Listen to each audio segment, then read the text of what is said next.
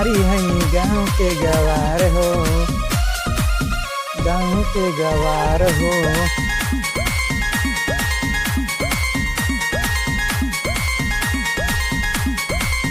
हम तो बिहारी हैं गाँव के गवार हो, का देखी हमरा से करता प्यार हो। अच्छा हम बताओ तनी बोला का, हम तो बिहारी हैं गाँव के गवार हो, का देखी हमरा से करत बारू प्यार हो। खाली तकबू के और कुछ बोलबू तू, अपन दिलावा के राज तू खोलबू तू। सुना अरे बोला हो बिहार वाला लइका आई लव यू। अरे जिया हो ये औरंगाबाद वाला लइका आई लव यू। अरे जिया हो करे जा जिया जिया।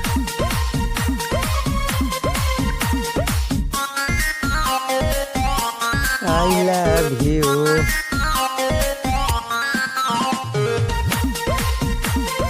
I love you।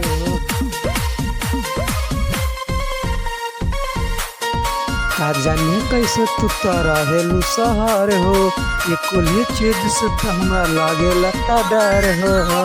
काहे हो डाली अखिया में अखिया तू क्या बात कहिला, हमारा से आज के प्यार के शुरुआत कहिला।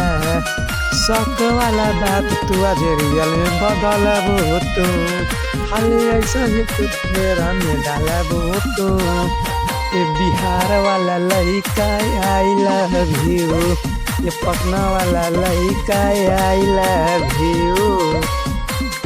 ये बिहार वाला लइका आई लव यू।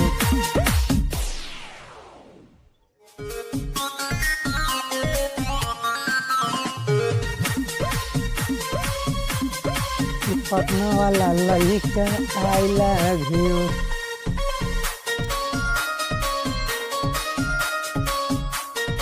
गमछ के तो के मिली खाए वाला हवा, चली नहीं यहाँ तोहर छोटे पहनावा, डरे से तोहर छोटे पहनावा। बन के हम निखिल बिहारी हम देसी हो, नहीं खा लगावे के कहम तो कि हम ऐसी हो। पूरा जिंदगी का साथ बिताइबू तू, छोला बना के हमें के खियाइबू तू। ये बिहार वाला लइका आई लव यू।